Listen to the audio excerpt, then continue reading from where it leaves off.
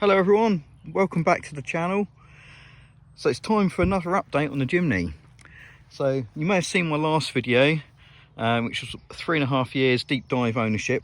I'll put a link to the video if you want to watch that one. This one will be a bit of a shorter video. We won't go through quite so much, but what we will do is talk about what's happened since. So we're another 18 months on. Jimny has now been in my ownership for 5 years. Literally to the week. It's 1st of March today on a beautiful spring day. So it's been in for its last service at the dealership. More on the dealership later, but we'll talk about the vehicle to begin with, and you know what changes have happened since the last update. So nothing revolutionary. We've had a few additions, but if anybody wants an update, or if you're on the fence about getting one of these, I'll give you a quick summary. Absolutely brilliant. You know, if you want a fun 4x4 that's off-road capable, go and get one. You'll enjoy it. So, what have we done in the last few years? Well, so there's not been any real major changes. We'll start inside.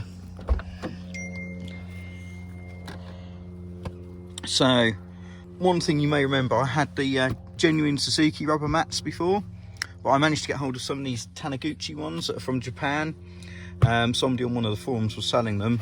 They're really nice sort of bucket style thick mats that just go up and protect the carpet better.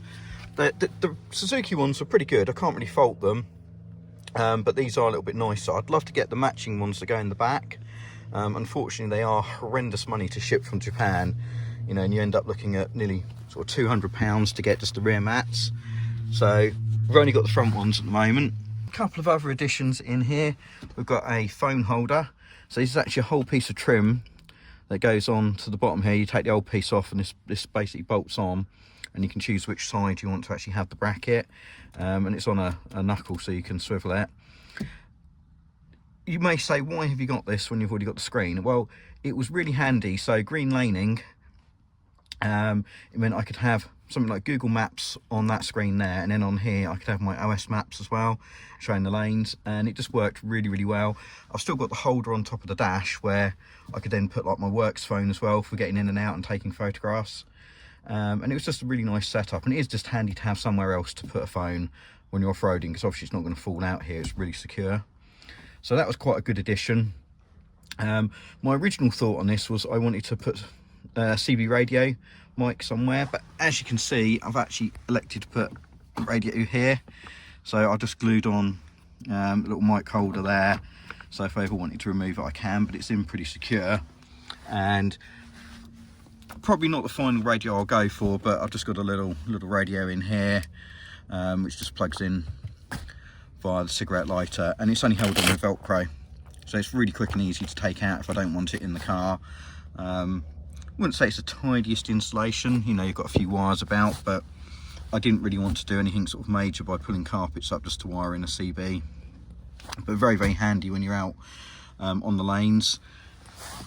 I can put some footage of me using it on the lanes and also getting stuck. So this year we were in Salisbury Plain, which for anybody in the UK will know that's quite a mecca for going to, for doing a bit of off-roading.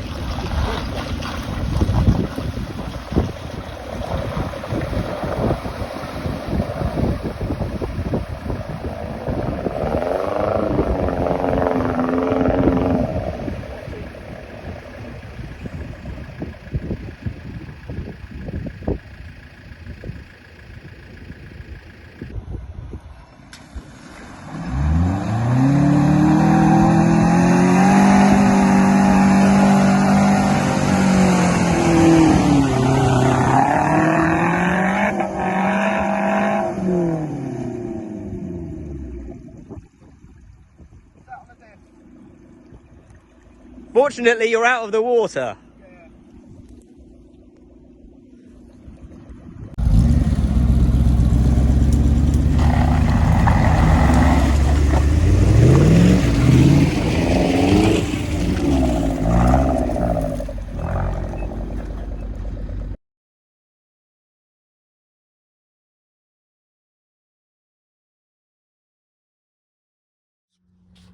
So what else have we done in here? We've done a speaker upgrade, front and rear. So it had the standard factory speakers in here, Again, I'll insert some pictures just showing what I actually did, but I put a pair of JBL speakers in the front. A little bit of work, they're a little bit oversized for the adapter mounts you get, and I've also put some additional sound deadening in, and also in the rear of the vehicle. So in the UK you didn't get speakers in the rear, but you can buy all the kit to do it, and the wiring's there. So the rear speakers are behind these panels. In fact, I think maybe we can just see a little hint of orange shining through. So I went for a set of JBL speakers in the back as well, and I would say that has massively improved the audio. Not that I actually thought the standard was that bad, you know, you can still quite happily listen to music, but now you've got a lot more bass and basically a lot more volume as well, because you've got 4 speakers.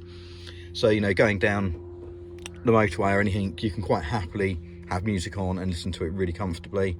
Bit of an audio upgrade there. We've got the foam bracket and we've got the mats. That's pretty much it for the inside. So we haven't done a huge amount. We've got all the things from last time, so we've still got the load mat, we've got the seat covers, which I've been really pleased with. So the seat covers have held up really well and nicely sort of protecting the actual fabric seats. I quite like these, they're comfortable, no complaints there. What other mods have we done? So around the front you may notice the addition of some red recovery points. So these are the Iron Man recovery points designed for the bumper.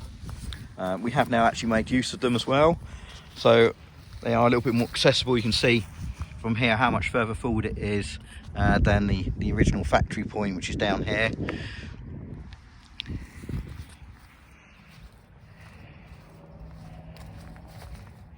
Round the back we've got a CB aerial. So in the UK we're a bit limited on what radios you can use, so it is just a CB really. So we've got I think this is an orbiter aerial and a little bracket that I bought from AliExpress, which just bolts on the inside of the door there.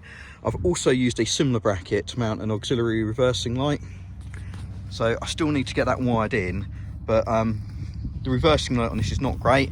Unfortunately, being a Japanese car, you kind of get a fog light on one side and only one reversing light rather than 2. I have upgraded that to an LED bulb, which does improve the reversing light, but it's still pretty rubbish if you're off-road anywhere, in somewhere really dark.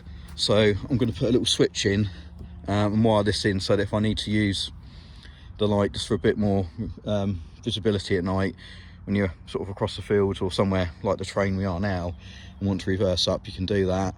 And that'll be great, and that'll work really well with the reversing camera that I've already got on here. So another change, we've changed tyres. Well, you might say no, you haven't if you've watched my previous video. These are still Maxxis Worm Drive 8980s. I've been really impressed with these. So I've got them on another vehicle as well, and I've worn out the set that I bought for this. So I had 215 7515s. What we've done is we've gone up a size, so this is actually a 235 7515. So it's obviously a bit fatter in width, but you've also gone up a little bit on the diameter. As you can see, we're getting it a little bit muddy today. Let's just zoom in a little bit. Nice muddy tyres today.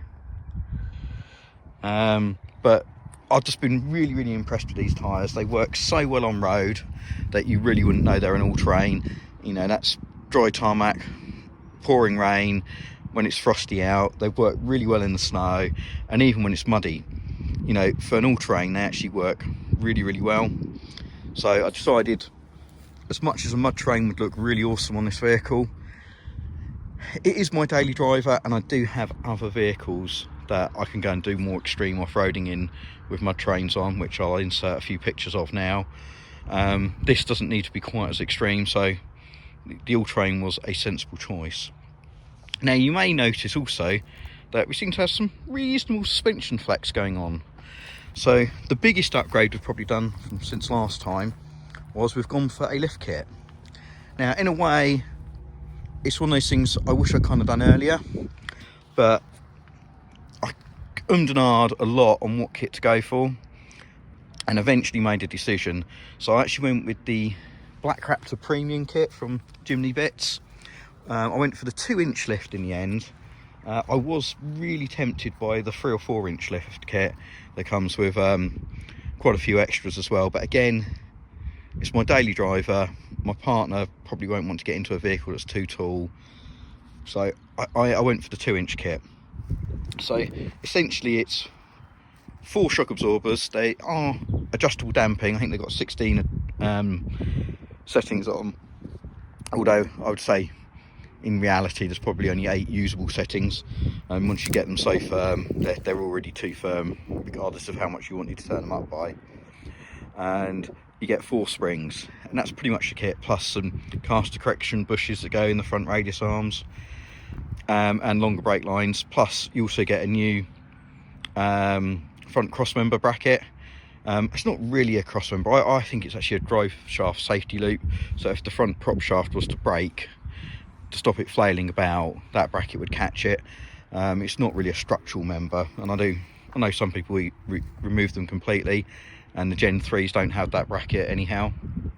But this comes with an extended bracket, and then we've got nice long shock absorbers, and it's a proper true sort of 2-inch kit. So some of the other 2-inch kits out there are not. The shock absorbers are shorter, or like the Old Man Emu kit, they're done so that you don't have to change the brake lines, so they probably ride a lot better than the standard suspension, but you're not really gaining the extra travel. Whereas here we've got maximum compression that we had before, so the wheels will go right up into the arches exactly the same, but we're also getting an extra 2 inches of down travel as well. So I've got some examples of it all flexed out. I also did some RTI score testing on it, just to sort of work out, you know, what was the flex before and after, and it does work out. You're getting around 2 inches extra of travel, which is brilliant. Plus you get that increased ride height, which is something that Jimny's always suffered with in terms of like breakover angle.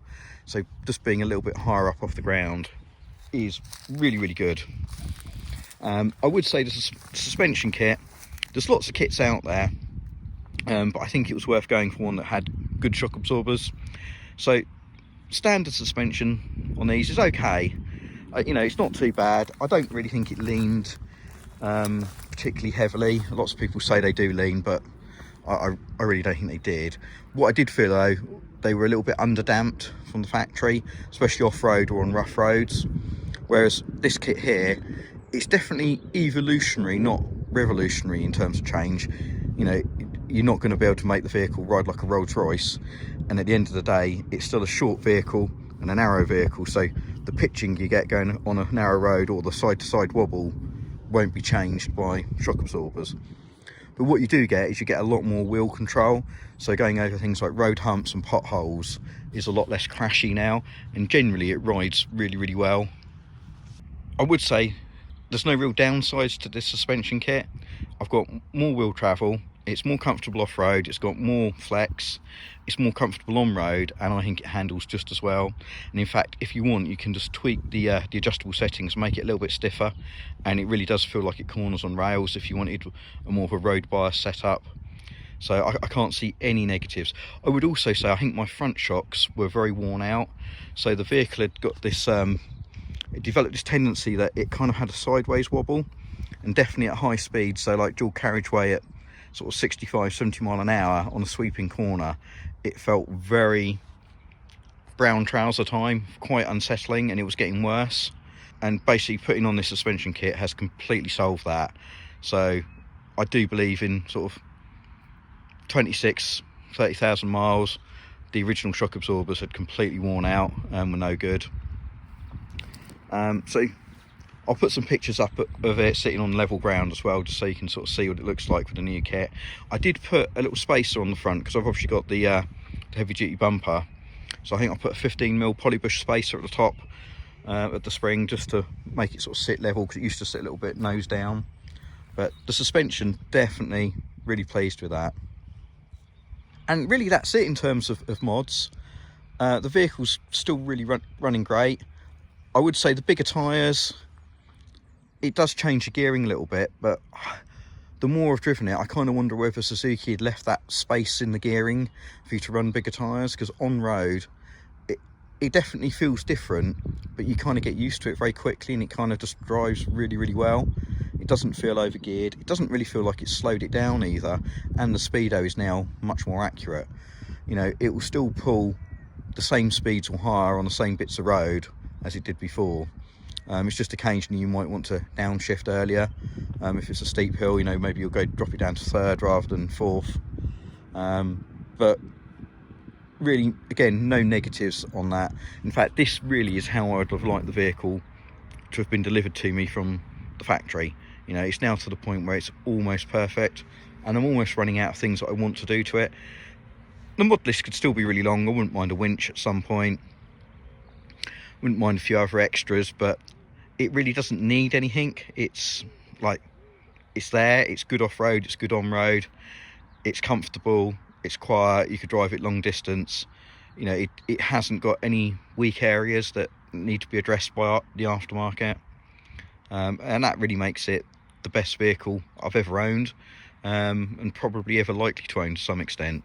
You know, it is an absolute riot and really enjoyable to drive every time you go in it. So has there been any negatives? A few, not many. So got a couple of little things happening. One, the driver's heated seat has unfortunately stopped working. So as we sort of rolled into autumn and winter, it started taking longer to get warm and then not as warm. Do need to have a little look at that.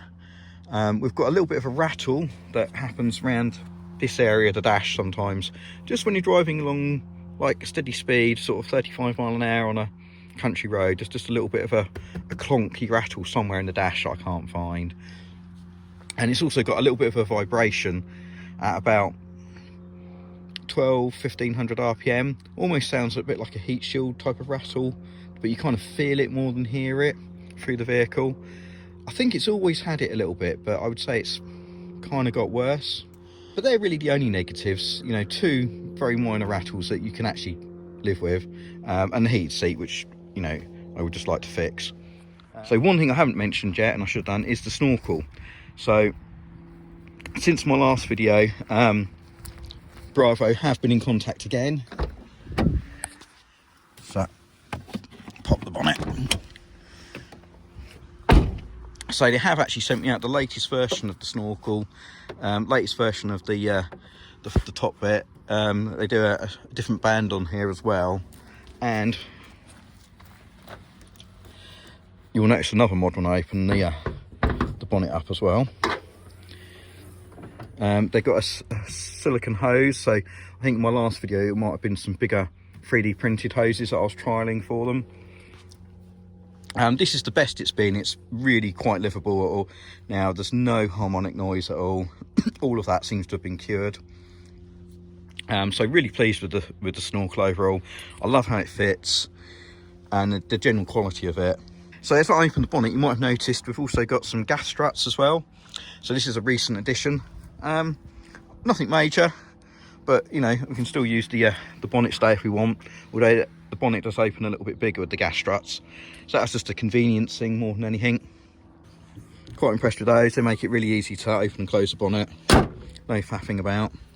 So that's it really for my 2025 update. Hope to get out a bit more in it this year.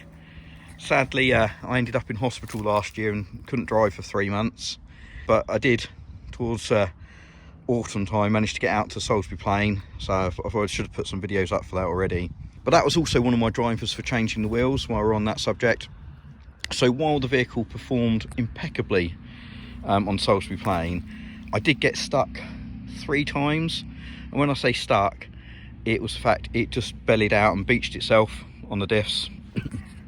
So I do have the Jimny bit diff guards on here, which obviously means you lose a little bit of clearance, but these bigger tyres will just lift the whole vehicle up, and it will stop you getting hung up underneath, and I don't really think that will be a problem from now on. But that was certainly an eye-opener, laning this versus in an old Land Rover. Again, it was really comfy, really quiet, an absolute pleasure to actually go and lane in it properly. So again, you know, if you're on the fence about getting one of these, I can't praise them enough, really. They are simply awesome vehicles.